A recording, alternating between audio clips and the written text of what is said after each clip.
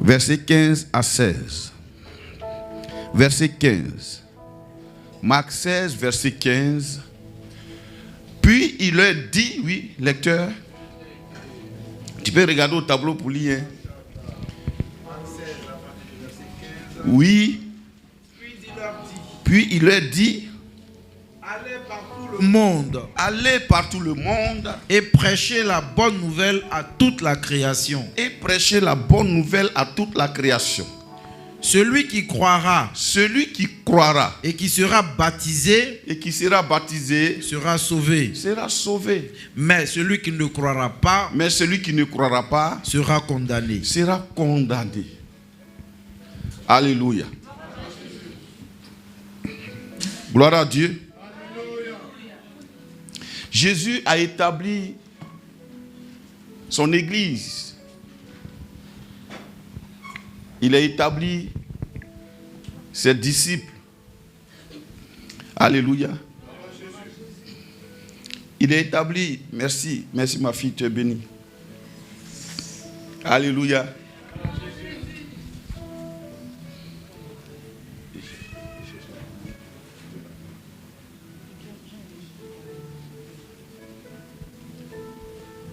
Gloire à Dieu.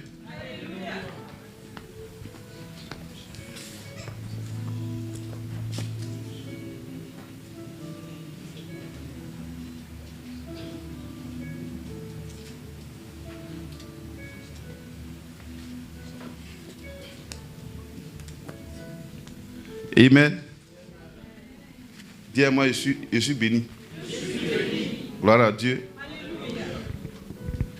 Celui qui croira et qui sera baptisé sera sauvé. Alléluia. Alors, c'est Jésus qui a établi son église. Et ce qui est étonnant, c'est que Jésus, il y avait des milliers de personnes qui le suivaient. Mais son église avait 120 personnes.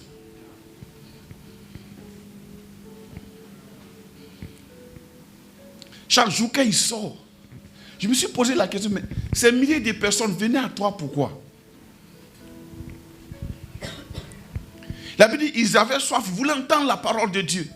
Dans Luc 5, la Bible dit, ils sont allés vers lui jusqu'à... Il n'y avait plus de place, il était obligé de réquisitionner la barque de Pierre pour se faire un peu de place, pour parler à la foule. Mais quand il devait partir, il a réuni son église, ses disciples. Ils étaient 120. À eux, il a donné un ordre. Vous savez, ce qui est intéressant, c'est l'ordre que nous a donné notre maître. Nous, église, dans le temps de l'accomplissement total des promesses de Dieu. Et dans ce temps d'accomplissement prophétique, il y a aussi le retour du Seigneur. Ne l'oublions pas, ça fait partie des promesses. Il a dit, je m'en vais vers mon Père et votre Père et je reviendrai vous chercher. N'est-ce pas? C'est une promesse. Donc on est dans le temps de l'accomplissement de ces promesses. Alléluia. C'est pour cela qu'on ne doit pas occulter ce côté. Il peut venir à tout moment. Quand on voit le mouvement dans le monde, Jésus peut venir demain. Alléluia. Bon, je te le dis pour t'apprêter. Je me le dis pour m'apprêter moi-même aussi. Allez, pasteur, qu'est-ce qu'on doit faire? Il a donné un ordre avant de partir. Il dit, allez partout le monde. Et faites quoi?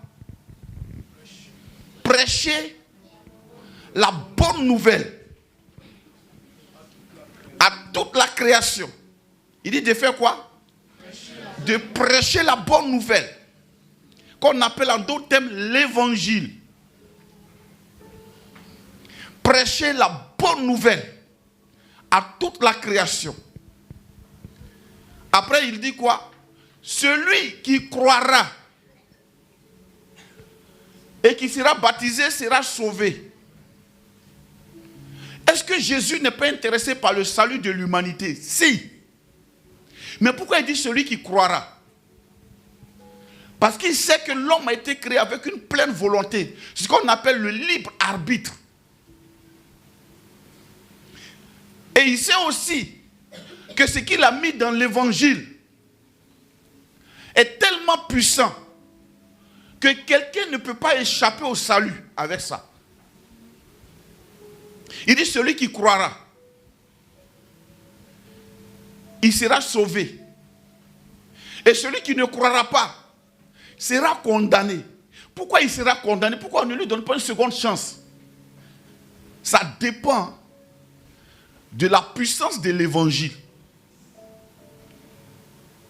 Si quelqu'un a entendu l'évangile, normalement, il doit croire. Parce que l'évangile contient toutes les substances, même qui apportent la foi. La Bible, la foi vient de ce qu'on entend. Et ce qu'on entend qui vient de la parole de Christ, ou bien de la parole qui concerne Christ, ou bien la parole de Dieu. Selon plusieurs versions. Alléluia. Vous voyez, dans cette mission, dans ce mandat que Jésus nous a donné, et frère, c'est notre mandat, c'est notre responsabilité. Il ne parlait pas qu'aux apôtres, il parlait à ses disciples. C'est notre responsabilité. Qu'est-ce qu'il a dit? Allez par tout le monde et faites quoi? Prêchez la bonne nouvelle. Prêcher veut dire quoi? Déclarer, proclamer. N'ajoutez rien. Ne cherchez pas à maquiller cela. Prêchez la bonne nouvelle. Ça veut dire la bonne nouvelle est tellement puissante qu'elle peut sauver quelqu'un. La bonne nouvelle est tellement puissante qu'elle renverse les forteresses. Alléluia. Dans cette affaire, il nous a seulement rendu responsables de faire quoi? De prêcher. Vous savez, il y a tellement de slogans qui circulent dans le monde évangélique que souvent en lisant la Bible, je commence à comprendre et puis à me déculpabiliser. Parce que quand tu comprends, tu es déculpabilisé. Je vous dis quelque chose que moi-même je disais avant. Mais je crois que j'ai compris. Je disais, on doit gagner les âmes. Non, si j'ai dit on doit gagner les âmes, c'est comme si c'est moi qui suis responsable de pouvoir les fabriquer. Non, Jésus ne nous a pas envoyés pour gagner les âmes. Do you understand? C'est bon? Il nous a envoyés pour prêcher la bonne nouvelle. Alors, donc, qui gagne les âmes? La bonne nouvelle. Il ne nous a pas envoyés pour gagner les âmes. Je vais vous expliquer ça tout à l'heure. Ça m'a fait beaucoup de bien. Ça m'a rassuré. Vous savez, quand nous sommes responsables de gagner les âmes, nous emballons tout ce que nous faisons d'artifice pour pouvoir convaincre les gens. Je prie que tu me comprennes.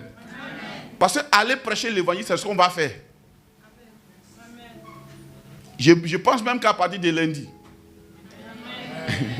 Qui est d'accord avec moi? Oui, on doit le faire. Chacun à sa manière. Frère, ce n'est pas une vision. Il ne faut pas me visionner sur ça. C'est une responsabilité. Il nous a envoyés. Amen. Amen. Igor, apporte-moi une bouteille d'eau. Igor ne peut pas dire non. Il a eu vraiment l'inspiration d'envoyer l'eau à papa. Non, je l'ai envoyé. Je l'ai envoyé. Non, c'est bon. C'était juste une illustration. Vous avez compris comment j'enseigne, non? Oh, j'enseigne bien.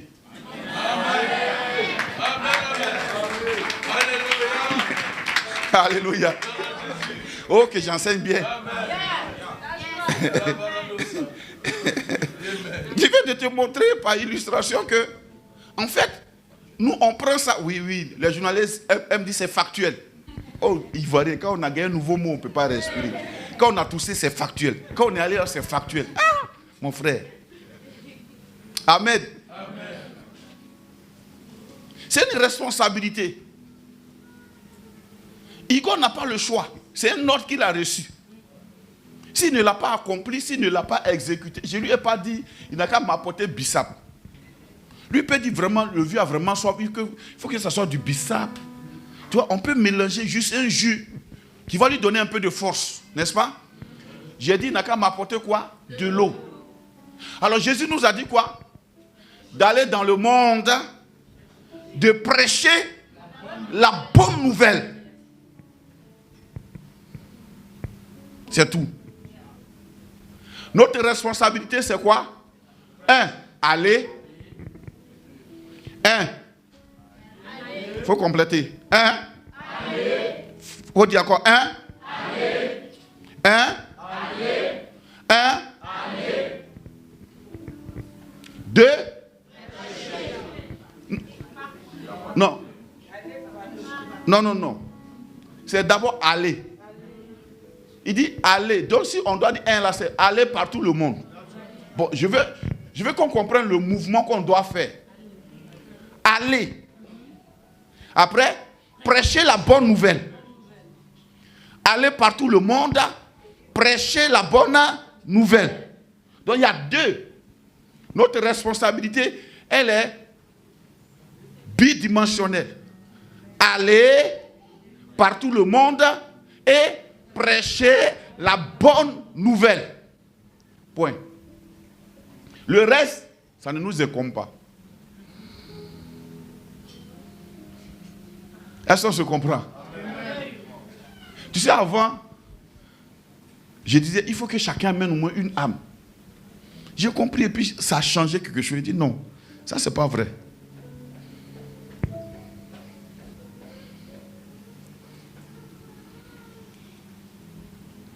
Alléluia.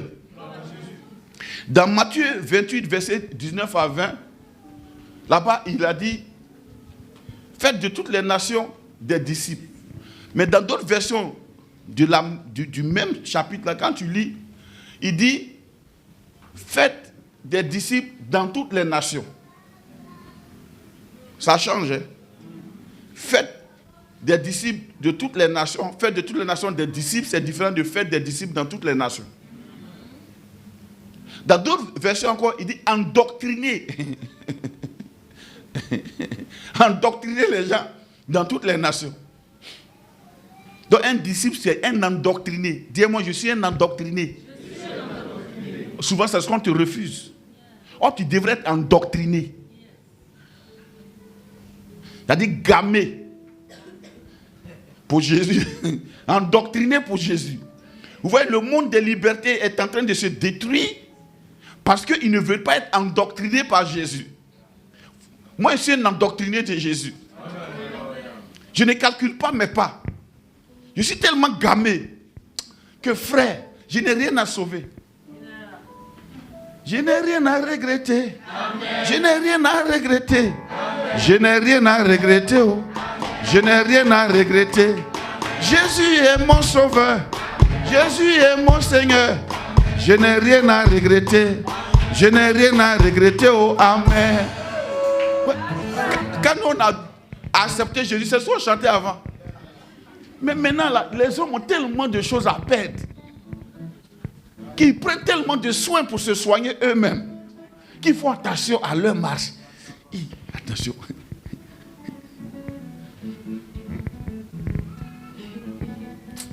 Mon frère, bonjour, hein, qui est ici. Si on dit bonjour, là, on va faire tout ça. Ah, tiens. Allez par tout le monde, prêcher la bonne nouvelle à toute la création. Notre responsabilité s'arrête là. Mais pour qu'elle soit vraiment responsable, il faut qu'on comprenne ce qu'on s'en va prêcher. En fait, le résultat dépend de là. Est-ce qu'on se comprend? Amen. Alors, j'ai pris que tu comprennes l'évangile. Tu peux aller dans 1 Corinthiens comme 15:4. À la maison, tu vas lire c'est quoi l'évangile. Amen. Je vais aller vite. On va voir l'évangile est quoi. Quelle est la puissance de l'évangile? Romains 1:16. Romains chapitre 1, verset 16. Laissez mon disciple là en paix. Romains chapitre 1, verset 16. Oui. Romains 1, verset 16. Oui. Car je n'ai point honte de l'évangile. Car je n'ai point honte de... C'est Paul qui parle. Je n'ai point honte de l'évangile. C'est une puissance de Dieu. C'est une puissance de Dieu. pour le salut de quiconque croit. Pour le salut de quiconque croit. Du juif premièrement, Du juif premièrement, puis du grec. puis du grec. Parce qu'en lui Parce qu'en lui, est révélée la justice de Dieu par la foi. oui, Et pour la foi, selon qu'il est écrit, oui, le juste vivra par la foi. bien. On va lire le verset 16 seulement, c'est ça, hein? C'est ça. Le verset 16, c'est ça qui continue tout ça? Oui. Ou bien tu as ajouté le 17? J'ai mis le 17. Non, reste au verset 16. Car je n'ai point honte de l'évangile. Car je n'ai point honte de l'évangile. C'est une puissance de Dieu. Ici on dit c'est une puissance de Dieu. Dans cette version, on dit c'est une puissance de Dieu. Dans la version originale, on dit c'est la puissance de Dieu. Ah, c'est... Car je n'ai point honte de l'évangile. C'est la puissance de Dieu C'est la puissance de Dieu. pour le salut de quiconque croit. Pour le salut de quiconque croit. Ça veut dire l'évangile, la bonne nouvelle de Jésus-Christ est toute la puissance de Dieu qui peut arracher n'importe quel brigand à Satan. Je ne sais pas si vous suivez. Ça peut arracher n'importe quelle prostituée à la prostitution. Ça peut arracher n'importe quel drogué à la drogue. L'évangile est la puissance de Dieu. Dis-moi, c'est la puissance de Dieu. Quand on dit c'est la puissance de Dieu, ça veut dire qu'il n'y a pas autre puissance encore. Toute la puissance de Dieu a été résumée dans l'évangile. Le fait que Christ soit mort à la croix pour le péché de l'humanité, pas pour le péché des chrétiens seulement, mais pour le péché de l'humanité, c'est la puissance de Dieu. Dire à quelqu'un, mon frère, Jésus-Christ est mort pour tous tes péchés, passé, présent, futur. L'évangile est tellement puissant, souvent on a peur de l'aborder tel qu'il est. Parce qu'on peut dire pour tes péchés passés, mais présent, futur, là, les gens ont peur de penser comme ça. Parce que réellement, c'est ce qu'il a fait. Parce que quand il mourait, je n'étais pas là. Donc si c'est seulement pour mes péchés passés, ça veut dire que je ne suis pas inclus puisque je n'étais pas là. Peut-être c'est pour les péchés de Pierre. Mais si son sang n'a rien à voir avec le péché futur, c'est qu'il est mort pour les Juifs. Oh, il n'est pas mort pour les Juifs. Il a été envoyé. Son parcours s'est limité dans le territoire des Juifs. Mais sa mort, c'est pour l'humanité tout entière. Pour tout le monde. C'est pour cela que ce n'est pas les brigands qui l'ont tué. Pour que sa mort soit un sacrifice, il fallait que ce soit les sacrificateurs qui décident de sa mort. Il fallait que ce soit les souverains sacrificateurs qui demandent sa mort. Parce que s'il est un agneau, l'agneau est immolé par les souverains sacrificateurs. C'est eux qui apportent le sacrifice.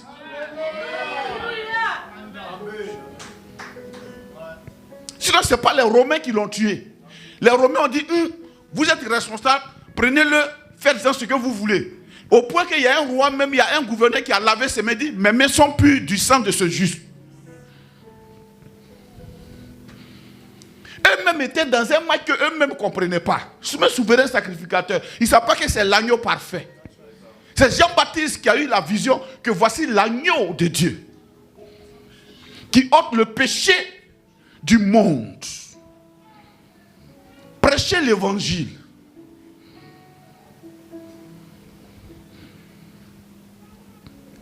L'évangile est la puissance de Dieu pour le salut de quiconque croit. Frère, pourquoi l'évangile? Pour le salut. Ça veut dire quoi? Le salut est tellement important, ça n'a rien à voir avec une bénédiction financière, ni matérielle. Tu seras béni matériellement, tu seras béni financièrement. Ça, ce n'est pas un problème. Mais le départ de ça, c'est le salut. Or, le salut, ton salut, n'a rien à voir avec un sacrifice de bouc. Sinon, les Juifs seraient sauvés.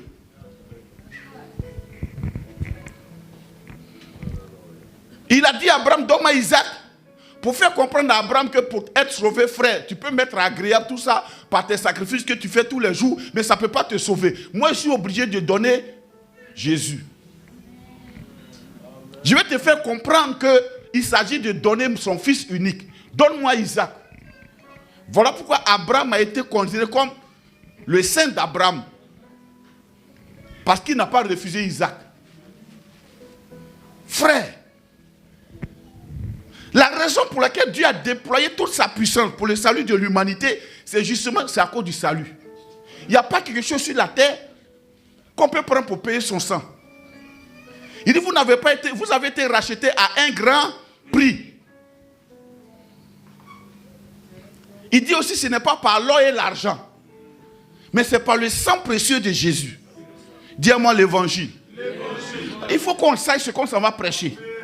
L'évangile est la puissance de Dieu. Voilà pourquoi nos églises sont remplies de beaucoup de personnes, frères, qui n'ont même pas entendu l'évangile. Ils sont comme les fruits des âmes qu'on a moissonnées. On a gagné des âmes. Frère, Moïse était un gagneur d'âmes. Parce que pour Moïse, il est venu dire aux gens, on va être sauvés, je suis venu pour vous libérer. Au point que même parmi ceux qu'il a libérés, il y avait les ramassis des personnes aussi. Mais là, pour le salut, pour Jésus-Christ, l'agneau parfait, c'est une question précise. Veux-tu être sauvé? Après qu'on t'ait présenté l'évangile. Vous savez pourquoi on souffre dans nos églises? Parce qu'il y a des âmes gagnées. Or, une âme gagnée, pour la maintenir, c'est difficile. Tu es obligé de lutter pour la maintenir. Quelqu'un qui a reçu l'évangile, qui est convaincu d'être sauvé, on n'a pas besoin de lutter pour le maintenir. C'est la différence entre les âmes gagnées et puis les âmes sauvées.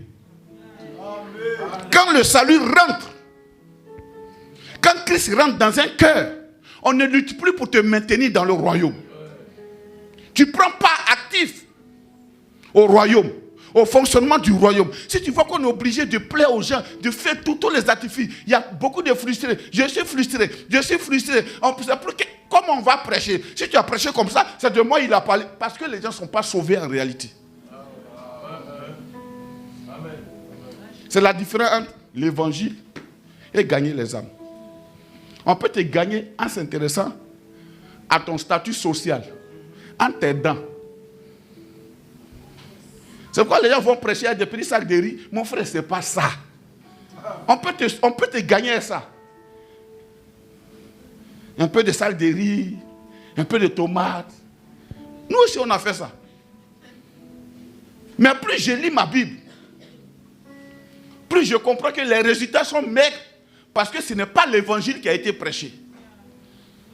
Si c'est l'évangile qui est prêché, on doit avoir les résultats de l'évangile. Tout à l'heure, tu comprendras, frère. Je prie que tu ouvres ton esprit.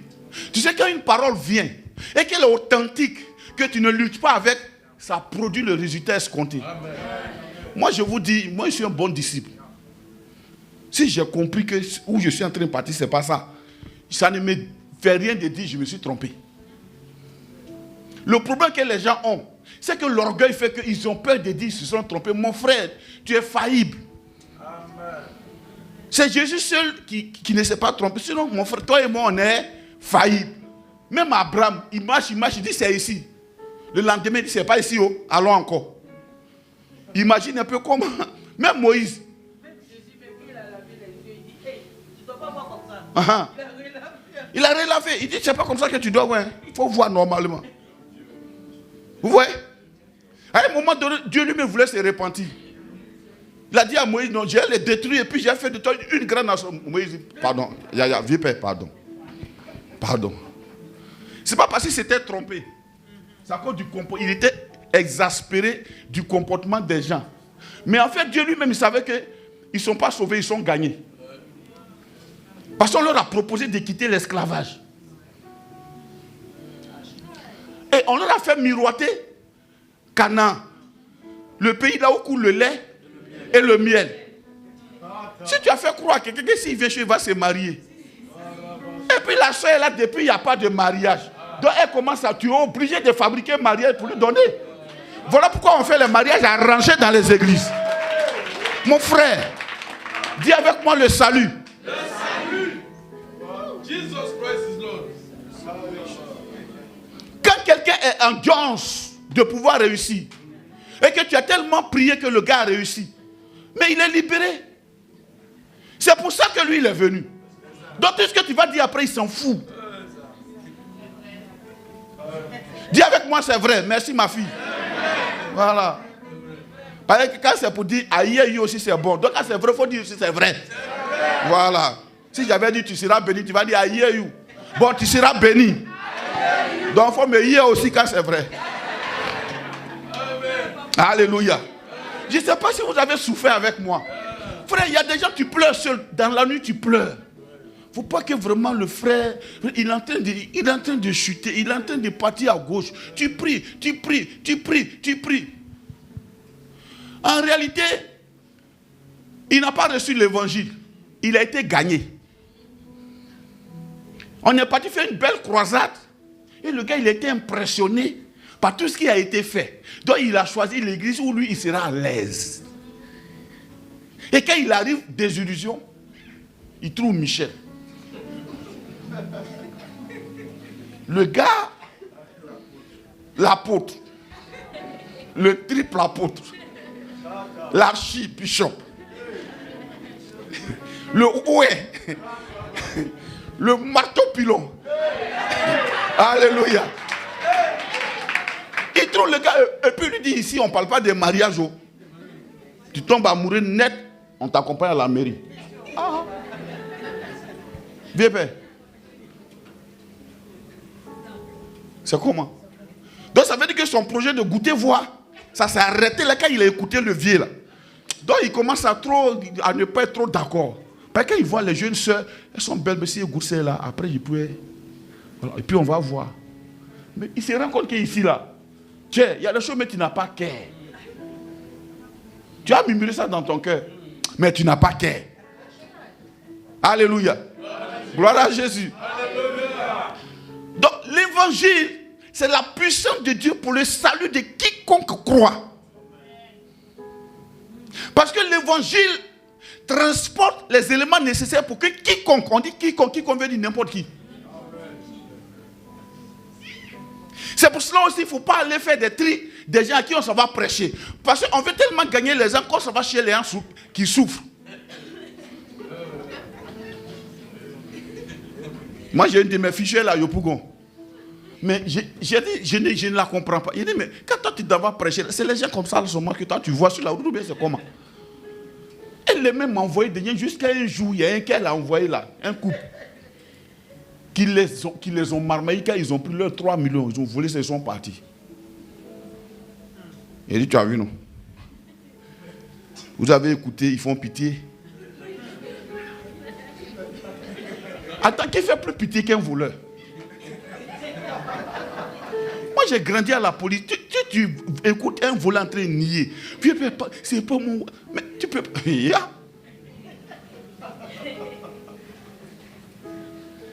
Alléluia. L'évangile. Dis-moi l'évangile.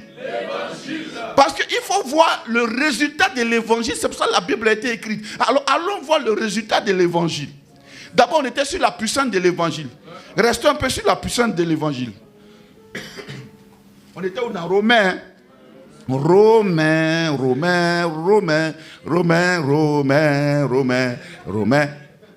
On quitte Romains 1, on s'en va dans 1 Corinthiens 1. 1 Corinthiens 1. Amen.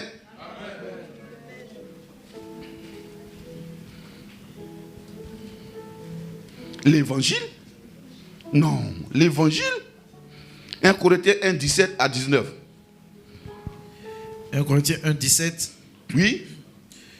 Ce n'est pas pour baptiser. Ce n'est pas pour ce train-train que Christ m'a envoyé. Que Christ m'a envoyé. C'est Paul qui parle.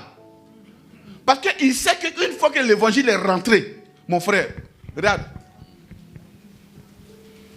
C'est comment il s'appelle son collaborateur là? Il dit, j'ai planté. Apollos peut te baptiser, c'est rien. Mais quoi après? C'est pourquoi alors? C'est pour annoncer l'évangile. C'est pour annoncer l'évangile. Frère, l'évangile, ne me méprenez pas. Je ne parle pas de ce que les gens prêchent en disant aux gens de souffrir pour Christ. Non. L'évangile est tellement merveilleux.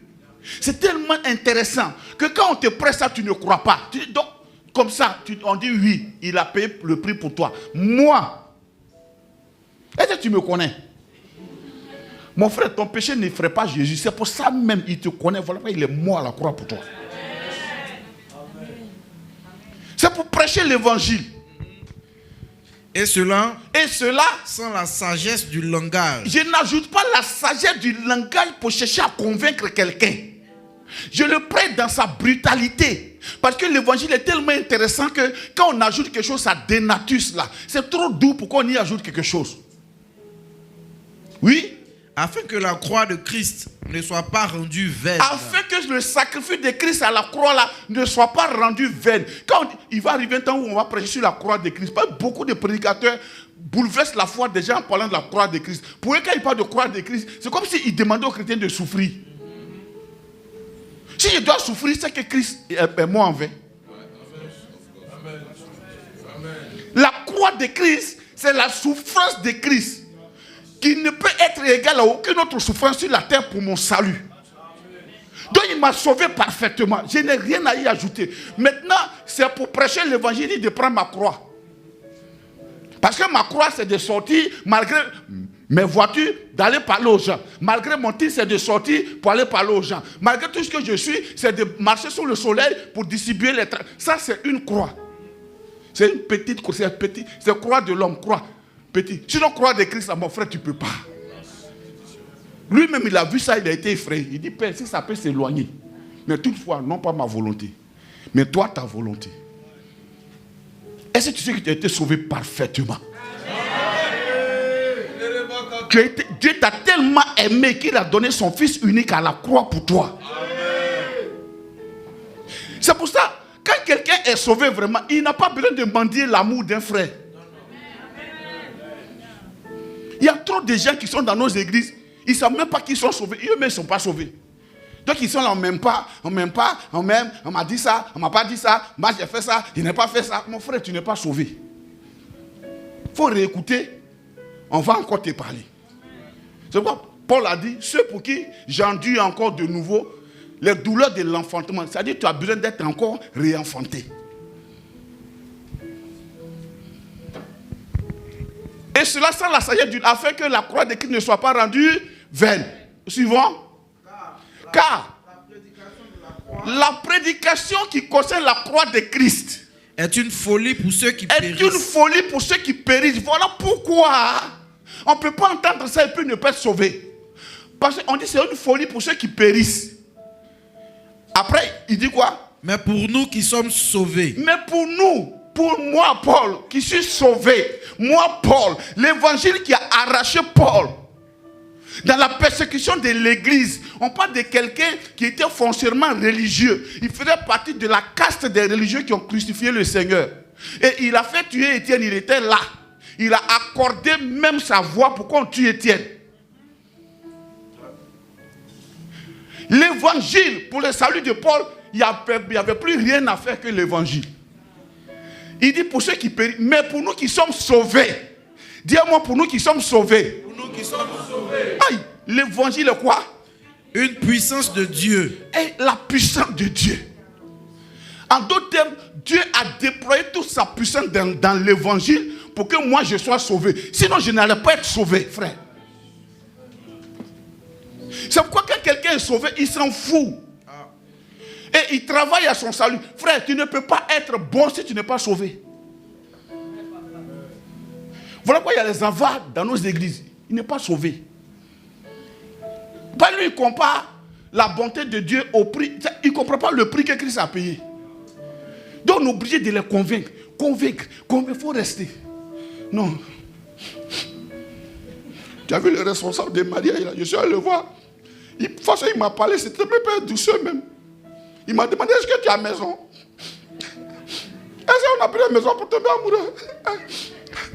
Moi, en tout cas, l'église, il n'y a pas amour, il n'y a pas amour, il m'a fait. Mon frère, Si tu es sauvé, tu vas trouver foi dans ce que le responsable a dit. Tu vas dire, s'il a dit ça, c'est que je peux trouver maison demain.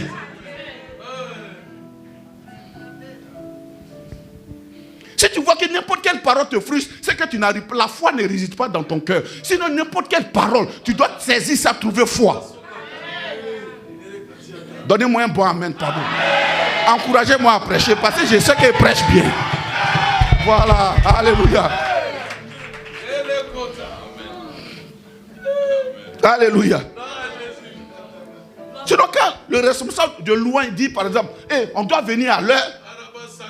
Toi qui es arrivé sur un retard hier, tu vas te dire, c'est de moi on parle. Il ne parle pas de toi, il t'encourage. Ça veut dire l'œuvre est tellement importante, ma soeur, mon frère, on n'a qu'à s'engager. Tu dis pourquoi il parle comme ça? Voilà pourquoi les gens, même quand on te nomme, même tu as peur. On ne sait plus comment traiter les gens. Je vous assure, tu ne vas jamais voir au stade de football quelqu'un qui est frustré. C'est à l'église, il y a trop de frustrés. Tu touches, il est frustré. Mais quelqu'un qui est sauvé, Makota Brayanda, Lekete Boussa, Rabasakata Bayanda, Libra Sokata. Mais, c'est-à-dire lui-même, il se propose déjà. Frère, nous, on soulevait les baffes, les colonnes de cette taille seules. Mon frère Israël et moi. On monte ces pisseries, on transpire. Pendant ce temps, les jeunes chocos sont en train de boire des bissap chocolatés. Et pour se moquer de nous, on dit non, eux c'est leur ministère. Mon frère, il n'y a pas de ministère de muscles. C'est juste que nous, on est sauvés, on veut faire l'œuvre de notre Père. On veut que dans la maison de notre Père, les choses soient faites très bien. On n'est pas là pour nous soustraire, on est là pour nous engager. Il ne faut pas qu'on insulte notre Père. Voilà pourquoi on s'engage. Hey, salut. Tu cherches balayeur à l'église, tu me trouves. Arrangeur de son, je suis là. Placez les chaises, me voici. Pasteur, de faire quoi?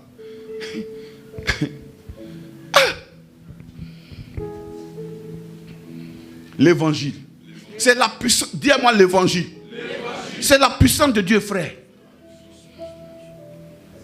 Si tu vois que les gens luttent entre le monde et eux, tu vois souvent quand les chrétiens pleurent, ce n'est pas parce que les gens ils souffrent. C'est parce qu'il s'est dit que le pasteur le regarde sur lui. Par rapport au péché, il veut aller dans le monde. Donc on prie pour eux-mêmes, on les attrape comme ça. Faut pas partir ma fille. Mon fils, non, pardon. Il veut aller boire. Donc il arrive à aller, dès qu'on parle de l'alcool, oh, maître. Parce que ne peut pas parler d'autre chose. On va parler de la boisson. Jusqu'à ce que tu sois délivré de ça. Alléluia. Quand tu es sauvé, tu ne peux pas faire des bêtises, des conneries qu'on met ça dans ton corps. Tu sais que ton corps est le temple du Saint-Esprit. Aujourd'hui, on est obligé d'encourager les frères quant à l'impudicité. Le jour où nous autres, on a accepté le Seigneur. Mon frère, je t'encourage, si tu n'as pas encore... Et puis la plupart du temps, je m'excuse, c'est les gawas qui n'ont jamais cherché femme là. C'est eux, quand ils deviennent chrétiens, ils luttent derrière femme. Sinon, quand tu connais femme dans le monde, mon frère, quand tu acceptes Jésus là, tu es sauvé. Moi, le jour que j'ai lu la Bible, il dit, moi, c'est Jésus lui-même qui m'a parlé dans ma chambre d'étudiant. Quand je suis sorti, j'ai accepté le Seigneur, je suis allé faire le tour de toutes les dalles. Il n'y avait pas de portable à l'époque. Je m'avais été du coco. Vraiment, entre toi et moi, aujourd'hui, c'est fini. Parce que j'ai accepté le Seigneur. Elle me regarde quoi. Mike, tu es malade. Et non, je ne suis pas malade. C'est pas que je suis arrêté devant toi. Go. Il m'avait chez l'autre. Il tape. C'est fini entre nous. Aïe.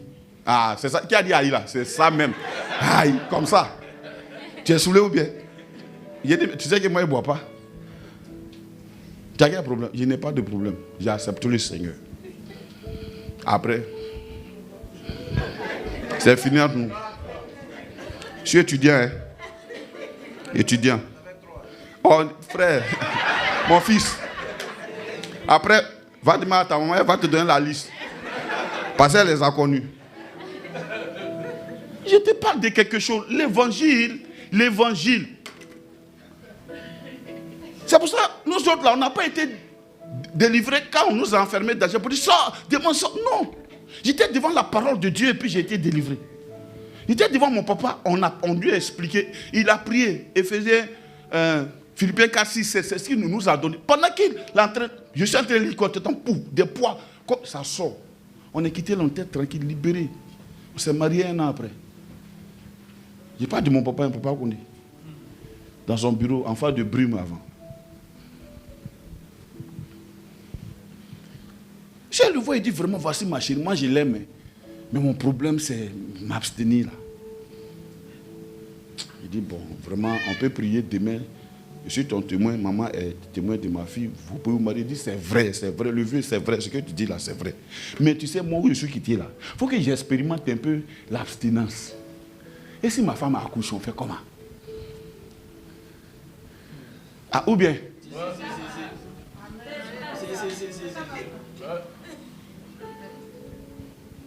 Il m'a dit, ah, tu sais, il y a des questions qui réveillent l'onction. Le gars triste, il dit ça, ce petit-là, il a les pensées de l'éternité. Prends Philippiens 4, 6, 7. C'est comme ça, nous, on a été délivrés. On a vécu 1 an dans la même chambre, sur le même lit, on ne s'est pas touché. Puis on est parti nous marier. Voilà pourquoi notre mariage, on n'a pas besoin de pain, Quand tu vois que les gens hésitent par rapport à leur mariage, ils font tous ces bruits, ils n'ont pas connu l'abstinence. Parce que si toi tu dois retarder un mariage parce qu'il n'y a pas encore l'argent de robe, c'est parce que tu vis dans le péché. Sinon, si tu vis l'abstinence, robe c'est quoi? Robe c'est quoi, mon frère? Robe là c'est quoi? Et à l'église, il y a des frères qui venaient. Non, mais frère, mais pourquoi tu es pressé? Ça là, c'est un truc, mais actuellement là, le pays est divisé en deux. C'était en 2002. On venait même de fuir de notre quartier. Moi, je vivais chez un pasteur, ma femme vivait chez une maman. Et puis on dit, on n'a qu'à reporter le pays est truc. J'ai dit, moi, le pays est truc, mais moi, je ne suis pas divisé. Mon frère, ça fait 1 an ici, là. Toi, tu es bien. On dit, il n'y a pas robe. Ma femme dit, s'il n'y a pas robe, on peut partir. Tu es là, tu es là, machin robe, machin, il n'y a pas truc, il n'y a pas voiture. J'ai dit à un frère, un policier, un grand frère. Il dit, frère, j'ai besoin de voiture. Il dit, non, il n'y a pas, moi, je te trouve la voiture. J'ai dit, prends une petite voiture. Il dit, non. Il a cherché une Mercedes 300. La voiture est tombée en panne dans sa main. Tu sais, quand quelqu'un craint Dieu, il faut faire attention à ce qu'il te dit. Il dit une voiture simple. Il allait prendre Jaguar après ça. En venant à la climatisation, le Jaguar est tombé en panne en route. Il m'a appelé. Allô, petit frère, ton truc là n'est pas simple. C'est pas simple, c'est pas simple. Lui veut mettre quoi? Son autorité d'officier de police. Jean, lui, il a les relations. Il dit, c'est une Toyota Carina 4 couleur vert métallisé. Je lui ai donné la couleur. Il est parti trouver son ami libanais qui venait d'acheter ça il y a 1 mois. Le gars est quitté à San Pedro, il y avait la boue dessus. Dès qu'il m'a dit c'est ça, il dit c'est ça, c'est la voiture là. Moi-même, j'ai décoré ça. Décoration, c'est quoi? Et les léas sont derrière moi. C'est le jour de ton jour. Je dis, il faut quitter derrière moi. Il y a des choses que tu connais. C'est quel jour de mon jour? Aïe. Gloire à Jésus. Dis-moi l'évangile. On a décoré voiture là, on a décoré salle. J'ai réglé mon son. Et le frère qui est venu ici, là, Raphaël connaissait dans sa maison, dans sa voiture, je suis monté. C'est là-bas que j'ai porté ma chaussure et puis on est parti à la mairie. On a fini chap. Il y avait couvre-feu à 19h. Nuit de noces, hôtel, la grâce, derrière le 22e quelque part là. On a mangé gâteau de mariage. Parce qu'on ne peut plus sortir pour aller payer le choukouya. Or le gars là, j'ai dit mais choukouya, il n'a pas mis. Vous voyez? Dis-moi l'évangile. Tu sais, quand tu n'as pas bien péché là, tu ne comprends pas l'évangile. Aïe. Quand tu sors de là net, tu rentres à l'église, toi-même là, c'est l'église que toi-même tu es église. On va t'encourager pour faire. Toi-même là, tu es église. Un frère, il se marie, les départements font des budgets. Il dit, moi, mon département, son nom là, il n'y a pas de budget. C'est notre frère. On va prendre son nom, déjà aller monter ça. On dit, non, il faut qu'il donne l'argent pour le transport. Il dit, ça là, ça c'est dépensé. Moi, il ne marche pas dedans. On est sauvé, frère. Dis-moi l'évangile. C'est la puissance de Dieu. Mais pour nous qui sommes sauvés, elle est la puissance de Dieu. Dis-moi, pour moi qui suis sauvé, c'est la puissance de Dieu. C'est comme si tu marches actuellement dans la puissance de Dieu. Comment quelqu'un qui marche dans la puissance de travail peut t'effrayer? Aïe! Travail là, ça c'est écrit ici. Tu ne manges pas? Gloire à Jésus. Sinon, quand quelqu'un est sauvé, il sait à quoi il marche. Ce n'est plus moi qui vis. Alléluia. C'est Jésus qui vit en moi. Ce n'est plus moi qui vis. Alléluia. C'est Jésus qui vit en moi. En moi. En moi. En moi. C'est Jésus qui vit en moi. Oh, ce n'est plus moi qui vis. Alléluia. C'est Jésus qui vit en moi. C'est pour ça que tout ce qui arrive, quelqu'un qui a reçu Jésus dans son cœur, il interprète ça par les voix du Seigneur. Et Makota Brasa. Éphésiens chapitre 1. On va voir toujours la puissance de l'évangile, frère. Pour nous qui croyons, ce n'est pas n'importe quoi, frère. On a en nous une puissance qui bouleverse l'humanité. Éphésiens 1. Verset. On va lire du verset 15 jusqu'au verset 19. Jusqu'au verset 20. Pour qu'on puisse bien comprendre. Oui? Éphésiens 1, verset 15. Oui. C'est Paul qui prie pour les Éphésiens. Regardez sa prière. C'est pourquoi moi aussi, ayant entendu parler de votre foi au Seigneur Jésus, et de votre charité pour tous les saints, je ne cesse de rendre grâce pour vous. Regardez, la foi en notre Seigneur Jésus provoque en nous une charité pour tous les saints. On aime les frères. On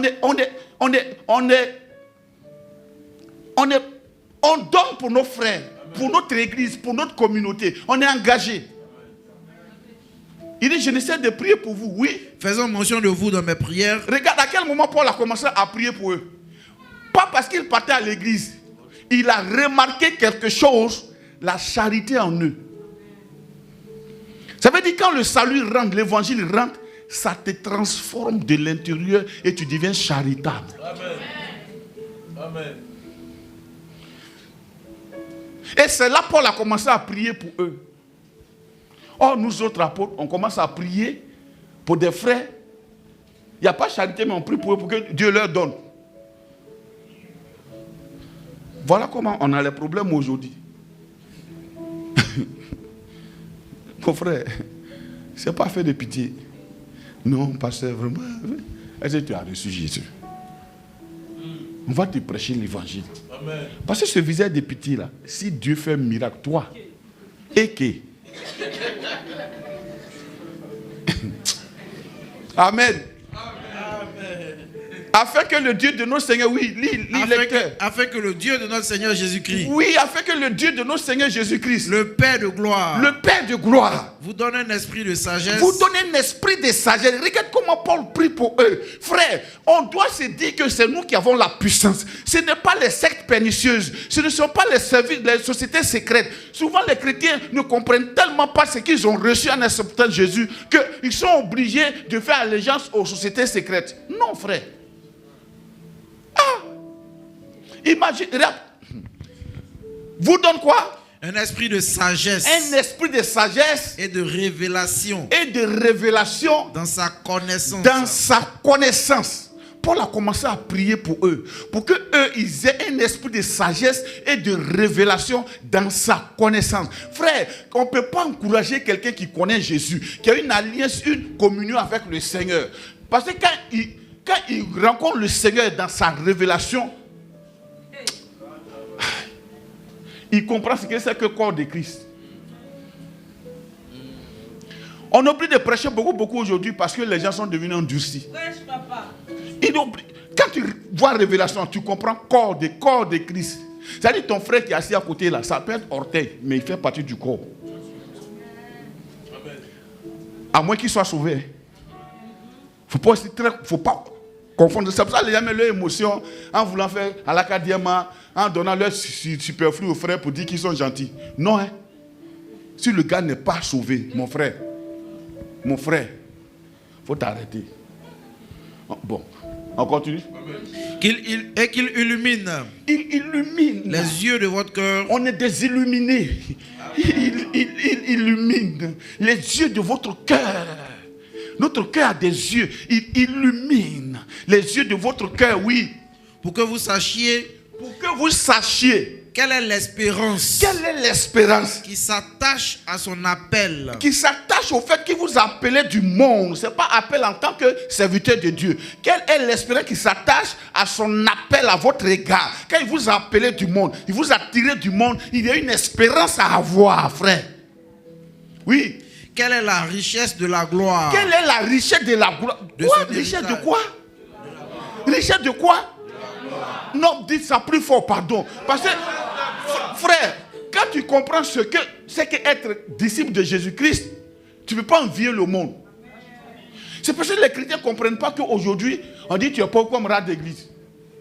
Parce que les chrétiens sont habitués à la pauvreté, ils ne comprennent pas à quoi ils ont affaire. Quoi? Quelle est la richesse de la gloire de son héritage? De son héritage qu'il réserve aux saints. Qu'il réserve aux saints. Oui. Et quelle est envers nous qui croyons? Quelle est envers nous qui croyons? L'infinie grandeur. L'infinie grandeur. De sa puissance. De sa puissance. Se manifestant. C'est-à-dire quelle est envers nous qui croyons? L'infinie grandeur de sa puissance. Oui. Se manifestant avec efficacité. Se manifestant avec efficacité. Imagine Pierre et Jean partaient au temple à l'heure de la prière. Ils ont trouvé un paralytique. Ils l'ont fait lever, le gars à marcher. Ils sont rentrés avec lui. Pierre a dit, je n'ai ni argent ni or. Mais il avait quoi? L'infinie grandeur de sa puissance. Se manifestant avec efficacité. Imagine si tout le monde se met d'accord ici. On commence à prier. Frère, les gens qui disent que non, je suis à l'église évangélique, on tremble, on tombe. La Bible dit quand Pierre a prié, les fondements de la prison ont tremblé. Ce quartier doit trembler. La Côte d'Ivoire doit trembler. Parce que la puissance de l'évangile est tellement grande, elle peut faire trembler des nations.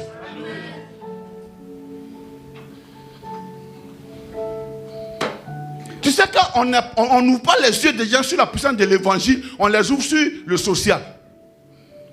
C'est pourquoi je dis que l'église, c'est un laboratoire de fabrication des produits finis.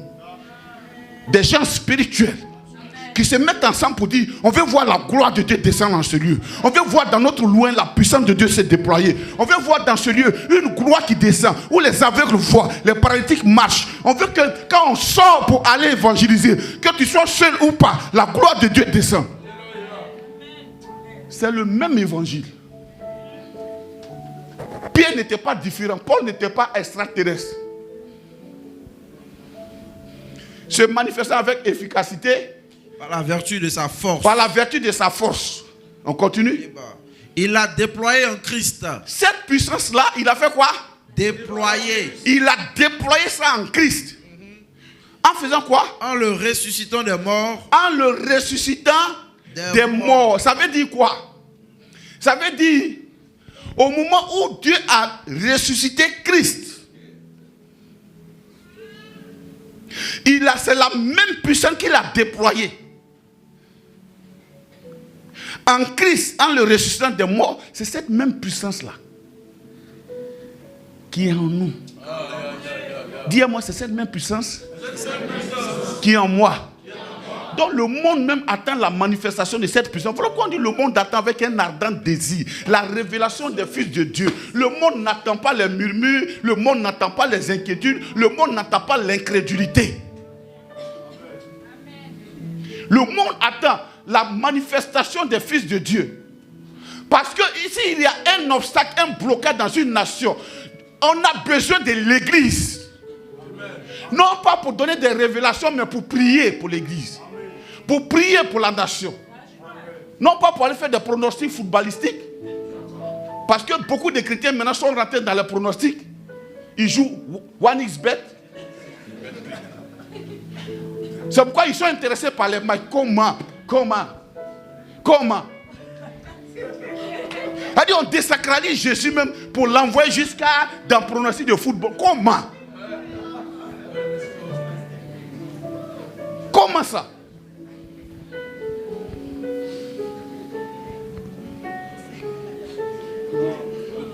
Le gars est venu pour l'évangile. Vous voulez faire de lui un pasteur de football. What is that? Je n'ai pas dit qu'il ne peut pas le faire. Il peut donner une révélation. Mais c'est juste pour attirer les regards des footballeurs vers l'évangile. Il y a une année où le pasteur là, qui est décédé là, le prophète type Joshua, il a prophétisé pénalty raté de Drogba là. Quand je crois la Zambie, non? Il dit, il y a un, il a, et puis tout le monde dit, mais pourquoi tu... Ah, vous voyez que vous n'avez pas trop suivi. Il avait déjà dit ça avant le match. Et ça s'est passé exactement. Pour que les gens reconnaissent que là, ce n'est pas football, il y a un prophète dans la nation. De quoi un prophète ne bavarde pas? L'évangile est puissant, frère. Ce n'est pas pour arranger une petite destinée où toi, si tu es dedans. Ce n'est pas de ça qu'il est question. L'évangile est puissant. On a réduit l'évangile à nos petites personnes au point que quand on arrive, moi c'est important. Tais-toi là-bas. On parle de ressusciter des morts, toi tu parles de toi. Qui a dit que nous on est ici pour prêcher pour que tu ailles te marier, que tu vives là, chez toi, et puis tu es là, tu parles. On est venu là pour que Christ soit connu. C'est l'évangile. Oui. Et en le faisant asseoir à sa droite dans les lieux célestes. Oui. Au-dessus de toute domination. Au-dessus de... C'est la puissance là qui a fait asseoir Christ au-dessus des dominations. Est-ce que vous pouvez vous imaginer cette même puissance là que Dieu a disposée pour notre salut et qu'il a mis en nous pour le salut de l'humanité tout entière pour que nous partions prêcher l'évangile. Cette puissance qui est dans l'évangile, c'est ça qui a fait asseoir Christ au-dessus des autorités. Oui. De toute domination, de toute autorité. Oui. De toute puissance. De toute puissance. De toute dignité. De toute dignité. Et de tout nom. Et de tout nom. Qui se peut nommer. Qui se peut nommer. Non seulement dans le siècle présent. Non seulement dans le siècle présent. Mais encore. Dans le siècle à venir. Dans le siècle à venir. Frère, quand l'évangile est mis au centre d'une communauté, quand un peuple se lève pour s'intéresser à l'évangile, Dieu déploie sa puissance. Parce qu'elle est déjà déployée, mais elle est dans l'évangile. Elle n'est pas dans autre chose. Alléluia. Regardons le résultat de l'évangile au temps des apôtres. Acte 2. Non, j'aime trop Jésus, j'aime trop Jésus. J'aime trop Jésus. Et j'ai soif de ces choses. Parce que l'évangile s'adresse au cœur de l'homme. Ça ne s'adresse pas au vécu social de l'homme. Ce n'est rien ta vie. Ton chômage n'est rien. L'évangile est trop puissant pour que tu viennes vraiment mendier un petit travail. Amen. Quel que soit ton poste, c'est petit frère. L'évangile qui ressuscite mort, c'est quoi ça ne peut pas faire pour toi? Aïe.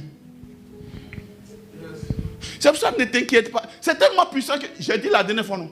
Quand Dieu donne une vision à quelqu'un, si tu as la provision de cette vision, ce n'est pas vision. Parce que l'évangile vient avec sa propre provision. Amen. Pour ne pas que la provision dépende d'un individu, mais ça dépend du ciel. Amen. Je vous dis, moi quand j'ai commencé à dire, j'étais avec ma femme, on était là comme ça. Et puis il a donné la vision. Si on doit souffrir pour une vision, Dieu ne t'a pas parlé, tais-toi. Non, vraiment, le ministère n'est pas facile. Le ministère n'est pas facile. Le ministère est facile parce qu'on sait un grand Dieu. Amen. On chante ça tous les jours. J'ai un Dieu puissant là-haut. Quand j'écris, il entend ma voix. Il y en a qui chantent ça par frustration. Ils espèrent par frustration. J'ai un Dieu puissant. Mais si vous faites rien pour moi, j'ai un Dieu. Oh, tais-toi. Ma voix. Mais un chrétien véritable, quand il chante ça, J'ai un Dieu puissant là-haut. Quand j'écris, il entend ma voix. Même si la majeure m'a mis, j'ai un Dieu puissant là-haut. Quand j'écris, il entend ma voix. Il me dit, vois mon enfant, je te livre Côte d'Ivoire. Son roi et son armée. Moi je crois et je suis en paix. Alléluia. L'évangile. Yeah. Oh. Mama yande bo sakata brayande. Rakata brayando bo sukata brayanda.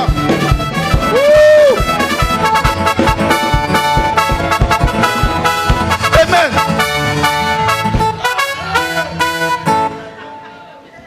C'est pourquoi j'ai dit à mes enfants, vous n'avez pas besoin de connaître Do, Ré, Mi, Fa. Vous n'avez pas besoin de connaître ça.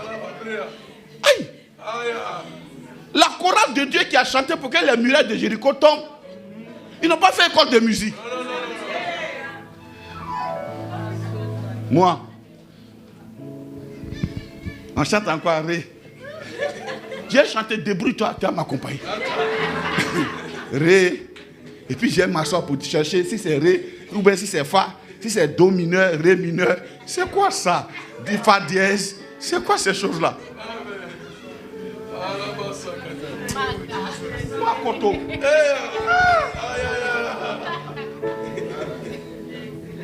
On dit faites le tour de la muraille. Et le 7e jour, le 7e tour, commençait à pousser des cris de joie. Aïe. La Bible, David venait. Parce que lui-même, il chantait tellement la louange de Dieu. Il a établi des louangeurs partout. C'est à l'église on doit avoir des louangeurs, frère. La puissance de l'évangile. Acte 2. On va finir par là. Oui, c'est fini. On va voir le résultat de l'évangile. Quand l'évangile est prêché, ce n'est plus les pasteurs qui viennent pour consoler les frères. Comment toi tu es frère, on te console? C'est toi toujours on console. Amen. Mon frère, si c'est à toi, on parle toujours mal, c'est que c'est toi qui es le problème. Amen. Amen. Toi tu commences, c'est toi toujours tu es frustré. Alléluia. Tu es dans la maison de ton papa, tu veux qu'on te donne chaise. Ça c'est quoi? Ça c'est sorcellerie. Amen. Moi dans la maison de mon papa, je suis allé là-bas hier, le jeudi, il était chez mon père.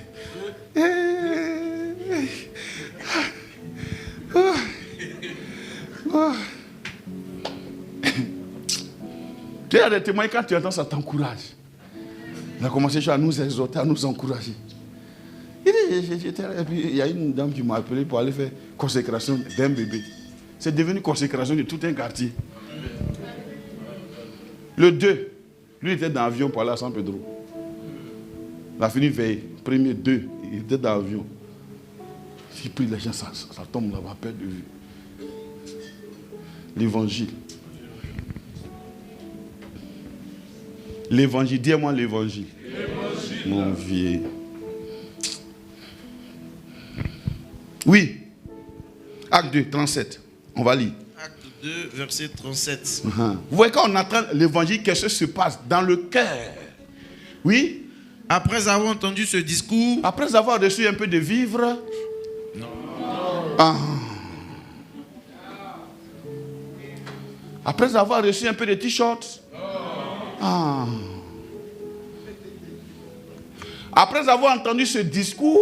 Ils eurent le cœur vivement touché. Ils eurent le cœur vivement touché. Masokata. Et quoi? Et ils dirent à Pierre et aux apôtres. Hommes frères. Que ferons-nous? Que ferons-nous maintenant? Le cœur est touché. L'évangile s'adresse au cœur. Ça pénètre le cœur. Ça touche le cœur. Ceux qui étaient là, ils ont fait partie de ceux qui ont tué le Christ. Mais quand Pierre, après avoir été dans la chambre haute, il est descendu. Toute l'équipe a commencé à prier parce qu'ils étaient focus sur l'évangile.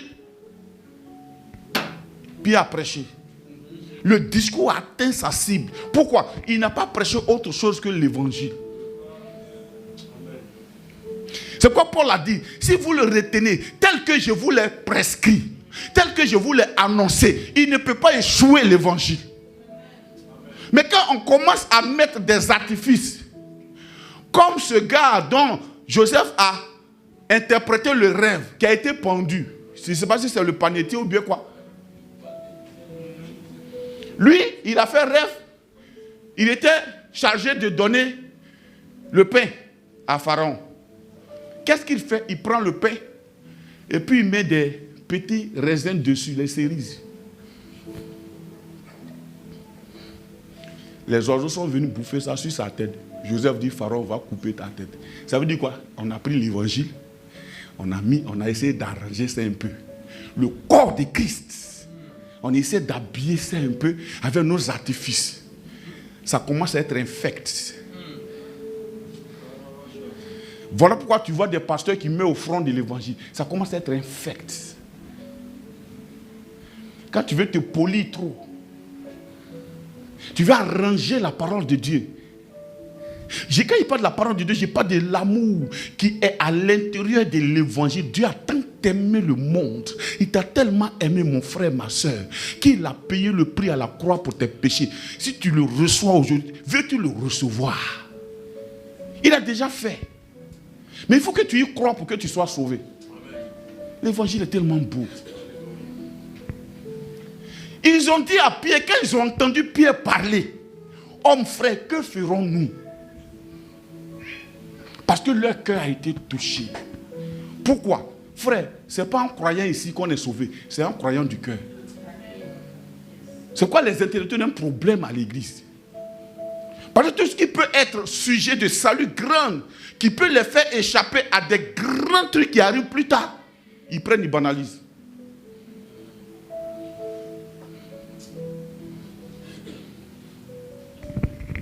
Que ferons-nous? Oui, suivant. Pierre leur dit. Pierre leur dit. Repentez-vous. Détournez-vous de votre vous-même. Et que chacun de vous soit baptisé au nom de Jésus-Christ. Au nom de Jésus-Christ. Pour le pardon de vos péchés. Pour le pardon de vos péchés. Et vous recevrez le don du Saint-Esprit. Et vous recevrez le don du Saint-Esprit. Regarde.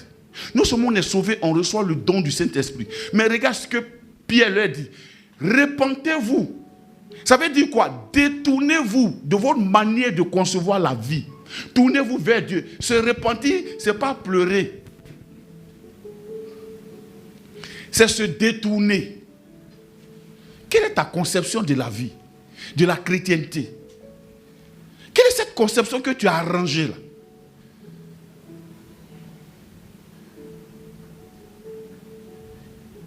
L'homme meurt parce qu'il a conçu. On est des êtres pensants. Il dit détournez-vous. Tournez-vous vers Jésus-Christ. Tournez-vous vers lui. La repentance, ce n'est pas ce qu'on nous a enseigné. Où tu plais, Seigneur, pardonne-moi, pardonne. Lui, il a fait quoi? Il n'a rien fait. Il ne t'a pas condamné même. Mais il dit, où tu as mis tes regards là? Pourquoi tu es venu à l'église? Il y en a qui viennent à l'église parce qu'ici, on peut rencontrer des Gunther qui peuvent nous aider dans la société. Je vous assure, et on a des problèmes avec ceux-là.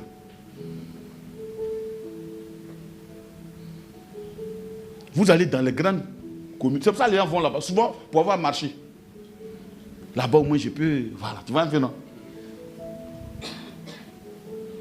Dis, répands-toi. Répands-toi de toi-même. La façon dont toi, tu conçois les choses et qu'on ne peut pas dire non. Répands-toi de ça. Tourne-toi vers Dieu. Dieu est le tout sachant. Tu vois, Jésus a dit, heureux les pauvres en esprit. Quand tu connais trop, tu vas passer à côté de Jésus. Il marchait sur cette terre comme un simple homme. On dit qu'il est venu comme un simple homme. Les gens ne l'ont pas reçu. Pourquoi? Parce que c'était un simple homme. Il mangeait avec eux. Il dormait avec eux. C'était un simple homme. Il a même dit, le Fils de l'homme n'a pas eu lieu où reposer sa tête. C'était un simple homme. Et vous recevrez le don du Saint-Esprit. La suite? Car la promesse est pour vous. La promesse est pour vous. Frère, ça fait mal que tu rates la promesse qui était déjà pour toi. Christ est mort pour toi. Car la promesse est quoi? Pour vous. Repentez-vous. Il faut te repentir de ton... la façon dont toi tu as mis Jésus, il y a des lieux où toi tu as envie de renvoyer Jésus. Si je ne me marie pas, là, en tout cas, toi et moi, c'est divorce. Oh, frère, laissez-le, laissez mon disciple. Où il est là, lui, il croit. Alléluia. C'est-à-dire, aujourd'hui, là, l'évangile est devenu un lieu de commerce où on dit, il faut que Dieu vraiment fasse quelque chose, sinon, c'est pas bon. Alléluia. Il faut que Dieu fasse quelque chose, sinon c'est pas bon. Comment c'est pas bon? Mon frère, Dieu veut ton cœur. Maintenant, si Dieu finit de faire la chose, on fait quoi? Tu sais, il y a un gars comme ça, un chauffeur comme ça, là où j'habitais avant. J'étais derrière lui, je lui parlais de Jésus. Est-ce qu'il me regardait même? Il faut, regarde, reçois le Seigneur. À chaque week-end, il s'en boit. Un jour, il est venu me trouver. Tu sais, quand tout va bien chez l'homme, il s'en fout de Dieu. Quand tout va mal, il dit bien. Oh Dieu, oh Dieu. Vous n'avez jamais entendu le cantique là? Ça, c'est les gens inspirés. Quand tout va bien chez l'homme, il s'en fout de Dieu. Quand tout va mal, il dit bien. Oh Dieu, oh Dieu. Mon frère, où tu es couché là, dis, si Dieu me guérit, il ne va pas te guérir. On a besoin de toi. Quand tu étais jeune, tu te portais bien. Là, tu n'avais pas oreille. Tu étais intelligent. Tu as ta religion. Maintenant, tu es pasteur, on va venir prier. Quand tu es dans le lit comme ça, là, le prophète n'a qu'à venir prier. Dieu n'est pas gawa. Il sait qu'il faut le recevoir. Tu es allé au ciel.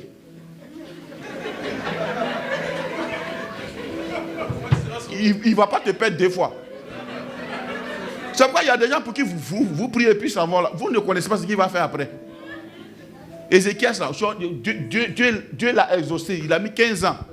Ce qu'il a fait après. Alléluia. Je disais quoi même? Chauffeur. Je lui ai dit, mais tu veux recevoir le Seigneur? Il dit, Pasteur Mike. Il y a des fois je lui dis Mike, il y a des fois il dit Pasteur Mike. La familiarité est intéressante. Ce n'est pas mon titre qui est important. Si ton Dieu là, il fait quelque chose pour moi. S'il fait quelque chose pour moi, suivez ici. S'il fait quelque chose pour moi, il dit, moi pas le laisser. Moi venir à toi. Il dit, tu es sûr? Il dit oui. Il dit, qu'est-ce que tu veux? Il dit, lui, il veut être chauffeur d'un grand type, et puis qui ne boit pas, qui ne fume pas. Là, comme ça, il ne sera pas tenté. Il dit, on va prier. On a fini de prier. 2 semaines après, ils l'ont appelé pour être chauffeur d'un conseiller du président. Il était dans ma chambre là-bas, je l'entends crier depuis la côte là-bas. Oui, parce que j'ai dit, Dieu a fait. Le gars ne boit pas, il ne fume pas. Un gars sérieux, tel qu'il a demandé exactement. Quand il est venu, il criait. Mon frère, nous on sait. Quand toi tu es exalté là, quand tu commences à crier là, nous on prie. Parce qu'on craint. Il a crié, il dit, tu sais, tu as fini. Il dit oui. Il dit, j'ai béni le Seigneur. Mais tu avais fait une promesse. Hein. Il dit non, il n'y a pas de problème. Dimanche prochain, on va. Dimanche qui a suivi, on est parti. Le gars lui a donné une voiture. Hein. C'est-à-dire, quand lui il descend, il donne une voiture pour aller à la maison. Le gars qui conduisait Woro. La voiture pour aller à la maison. Ok. Il est venu chercher la voiture. Dimanche qui a suivi, il est venu. Vous savez, quand une foi, elle n'est pas éprouvée dans le temps, elle devient un calcul. C'est pour ça que Dieu éprouve toujours les choses dans le temps. Donc ne fais pas les confessions rapides, parce que tu es sur la terre, Dieu au ciel.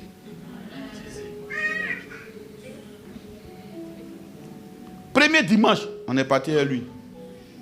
Deuxième dimanche, je ne l'ai pas vu. Troisième dimanche, je ne l'ai pas vu. Quatrième dimanche, la main s'est gâtée. Maintenant, quand il vient à la voiture, que le monsieur lui a donné les saoulés et puis il est dedans. Le monsieur lui ne boit pas, il t'a donné une voiture, toi tu bois, tu es dedans. Je l'ai vu. Je n'ai pas dit son nom, parce qu'il peut être en train de me regarder. Il sait là où il est. Et je lui ai dit, tu sais ce que tu es en train de faire là, non? Il dit d'accord. La suite, je ne suis pas responsable. Un jour, chez le monsieur, d'abord Dieu l'a averti. Il s'est levé un matin, il est allé au travail, il a pris la voiture. La dame, il a déposé la dame à Sokosé pour aller faire les courses. Avant que la dame ne sorte de Sokosé, il a pris la voiture et il roule seul. Il pense que la femme est dedans. Dis-moi, aïe. Dieu, tu joues Dieu. Dieu t'avertit toujours. Il conduit. Il arrive quelque part vers la maison, la dame l'appelle. Mais tu es où? Il est derrière la femme. Il dit, aïe. J'hallucine ou bien? Maman, je viens tout de suite. Il fait demi-tour, rêver. Il dit, j'ai pensé que tu étais monté. Elle dit, comment ça, je suis monté? Ça a commencé à tourner sa tête. Arrivé à la maison. Le monsieur, il a un chien. Tu vois les caniches là? C'est ça, il a. Chien là, ce qu'il mange là, l'homme ne mange pas. En faisant marche arrière, il a écrasé la patte du chien.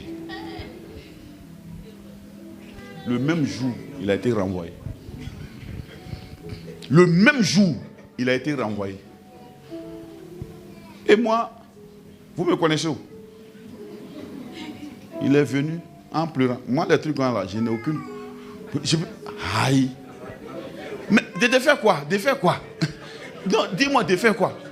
C'est-à-dire, genre, toi, tu es trop intelligent, quoi. Toi, tu sais vivre, et puis c'est à moi, tu avais donné problème. Quand c'est gâté, tu avais me voir. Quand il est venu, il dit, tu as vu, non?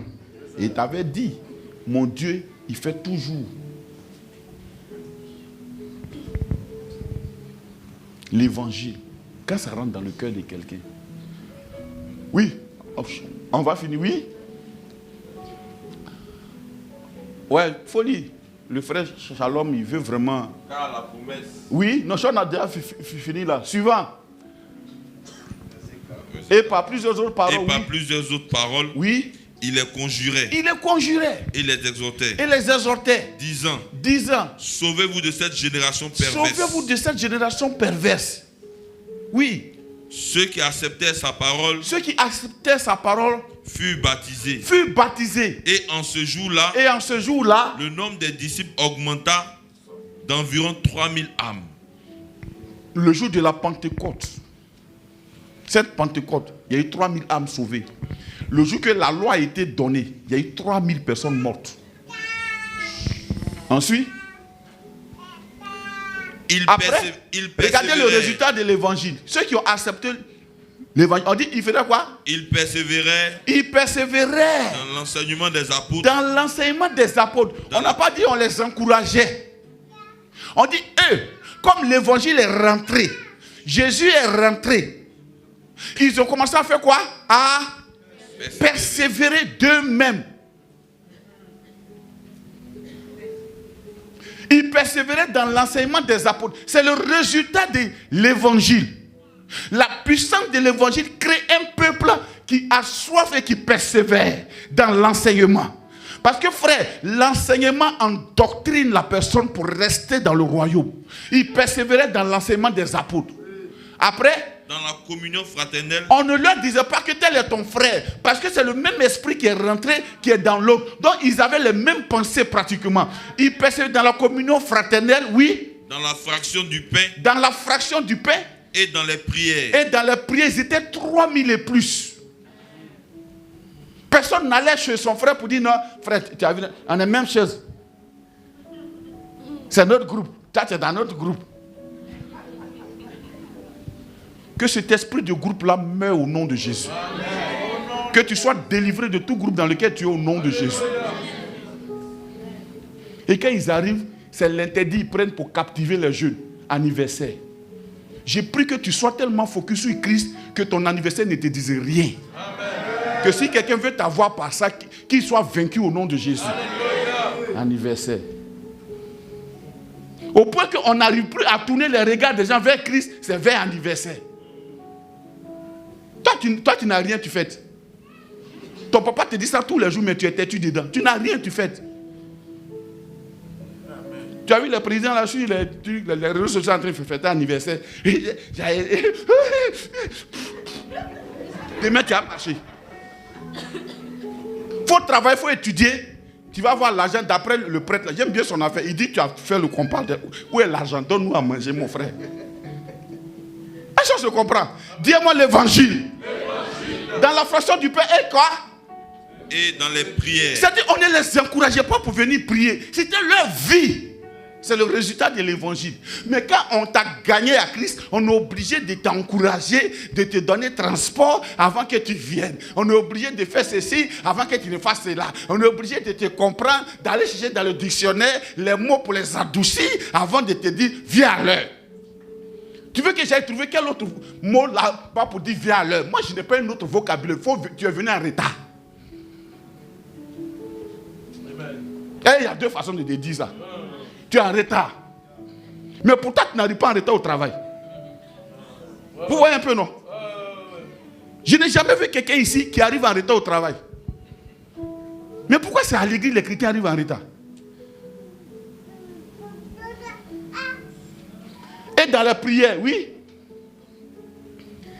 La crainte s'emparait de chacun. L'esprit qu'ils ont reçu a commencé à créer la crainte dans leur cœur.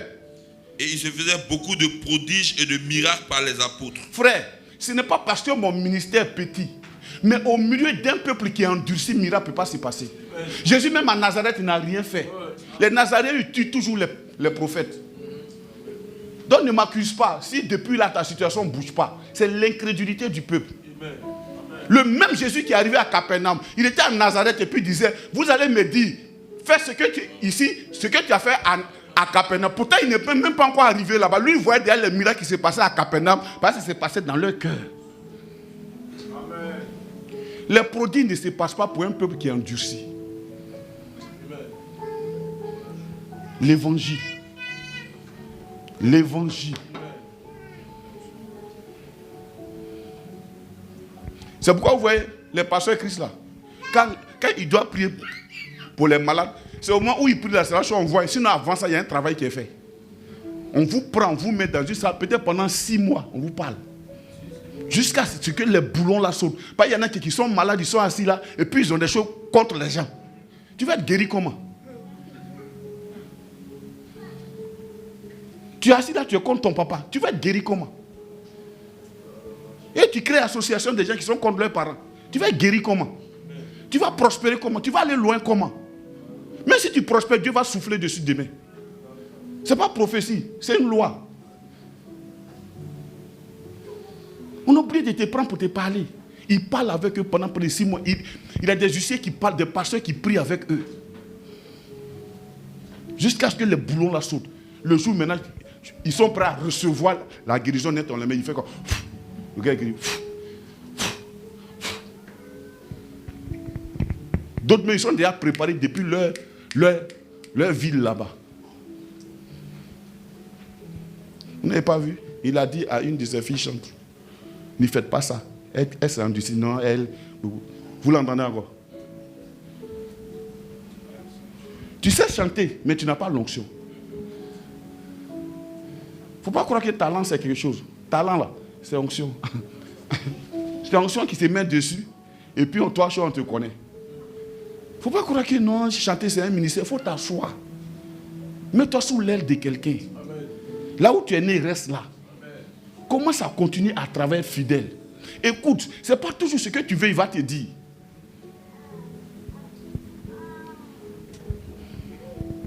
Qu'est-ce qui était agréable même quand Jésus a dit, allez acheter à manger. C'est quoi qui est agréable dedans? Mon frère, il fait chaud. Et puis eux-mêmes, ils ont faim. Tu dis, toi seul, on a qu'à payer pour toi seul. Et puis, aïe. Voilà. Et puis, on envoie, tu dis, tu ne manges pas. Si c'est nous. Bon, frère, ma soeur, non, là, il exagère. Il exagère. En plus, on veut le trouver chez les femmes. Il dit que le gars là même, mais il y a longtemps qu'il est dans le match avec nous. avec des miracles et des prodiges. Est-ce que vous voulez voir des miracles ici?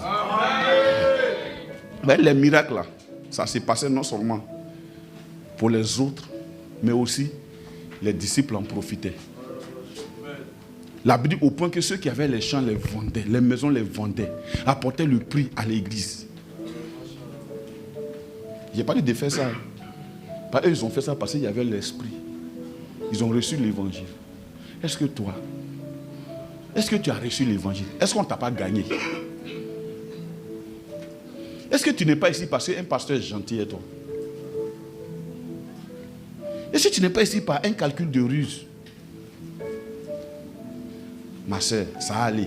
Est-ce que ce n'est pas en entendant ça aller que tu es là? Est-ce que ce n'est pas par rapport à ton travail que tu es là? Frère, si tu n'es pas sauvé, que Jésus revienne, nous on ne pourra plus rien faire.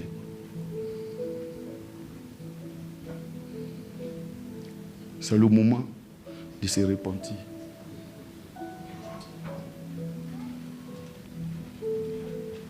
Et si tu n'es pas un peu en train de te perdre? Et si tu n'es pas en train de partir dans une force, un peu. Qu'est-ce qui t'a dit? Est-ce que tu n'es pas en train de devenir quelqu'un à qui on ne peut pas dire? Paul a dit un jour, ils ont l'apparence de la piété, mais ils réunissent ce qui en fait la force. Jésus est le même. Et si tu n'avais pas reçu l'évangile tel qu'il t'a été prêché, tel qu'il a été décrit dans la Bible, je te le reprêche encore. Jésus-Christ, le Fils de Dieu, il t'a tellement aimé, Dieu t'a tellement aimé. Ce n'est pas un amour qu'il est en échange d'un travail. C'est ta vie. Il t'aime tellement qu'il a donné son Fils à la croix. Afin que si tu crois en ce sacrifice-là, tu reçoives le salut dans ton cœur. Est-ce que toi-même tu n'es pas en train de t'exclure parce que tu penses que tu es trop pécheur ou bien pécheresse pour être sauvé? Non, mon frère, ma soeur, non. Ton péché n'y ferait pas Dieu. C'est parce que tu ne peux rien faire face à ça que lui, il a trouvé la solution.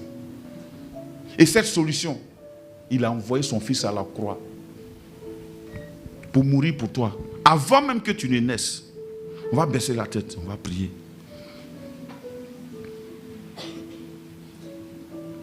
Si ce matin, tu ne faisais pas mention du salut dans ta vie, c'est l'occasion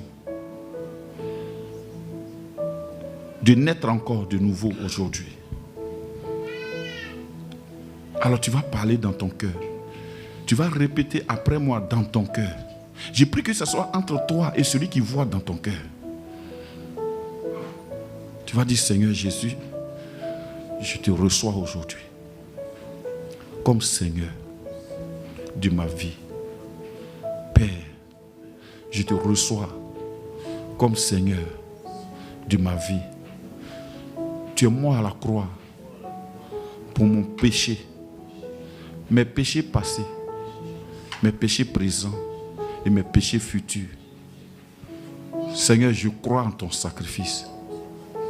Et je crois que c'est parce que tu m'aimes que tu es mort à la croix. Alors je viens à toi, rien que pour toi, pour le salut de mon âme. Père, j'ai pris que les conséquences de la croix soient mon partage.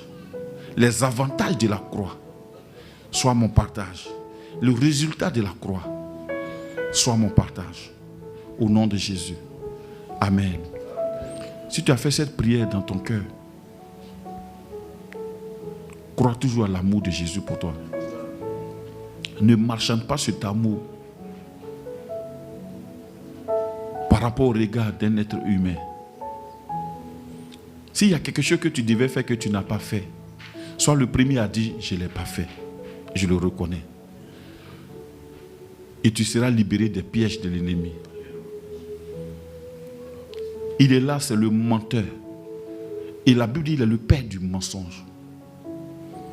C'est lui qui croit toujours que les hommes te regardent d'une manière. C'est lui qui parle toujours dans le noir. Mais aujourd'hui, c'est le jour de ton salut et de ta délivrance. Le ciel reçoit aujourd'hui ta vie comme celle pour laquelle le Fils est mort à la croix. L'agneau parfait est mort à la croix.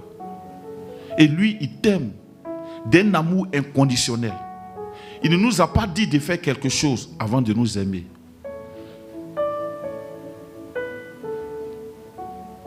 Et il est là ce matin. Il est près de toi.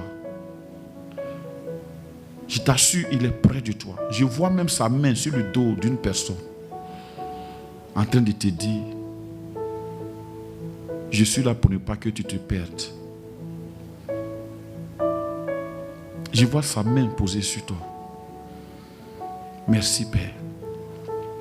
Merci pour ta grâce. Merci amour divin. Amour puissant.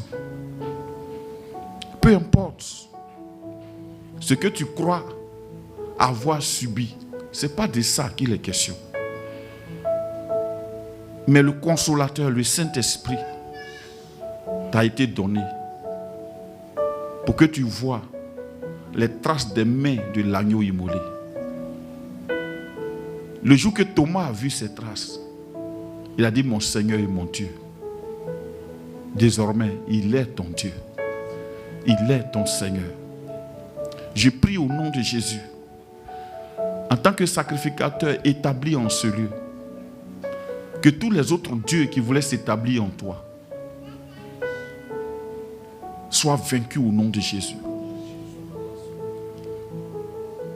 Je vois une présence qui a l'apparence féminine auprès d'une sœur et qui distrait cette sœur. À chaque fois qu'elle veut prendre conscience, et cette présence la distrait. Au nom puissant de Jésus, je réprime ton œuvre au nom de Jésus. Tu libères cette sœur au nom de Jésus.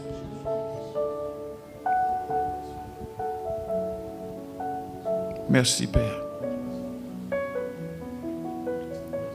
Merci Père. Regarde l'amour de Dieu. Malgré tout ce que tu as subi, ça ne t'a jamais abandonné. Et sa main t'a été tendue. Et elle sera toujours tendue. Parce que tu as du prix à ses yeux. Tu as du prix à ses yeux. Tu as du prix à ses yeux. Tu es son choix. Tu es l'objet de son amour. Tu as du prix à ses yeux. Malgré les péripéties, malgré les difficultés, malgré la méchanceté, il ne t'a jamais abandonné. Reçois cette consolation. Et je t'assure, il va te consoler d'une manière où tu vas oublier les déboires de ta jeunesse. Tu vas oublier ton passé. Il dit ne pensez plus aux événements passés. Parce que lui va faire de nouvelles choses. Tu ne lutteras plus pour survivre. Tu vivras libéré. Libéré de la lutte. Libéré des craintes du lendemain. Aucune crainte n'envahira ta maison. Aucune crainte n'envahira ton cœur. Tu marcheras en paix. Et ta santé sera l'objet de ses soins. Merci Seigneur. Merci pour ta grâce. Au nom puissant de Jésus. Amen. Alors dans cette posture, nous allons passer à la Sainte Seine rapidement. Merci.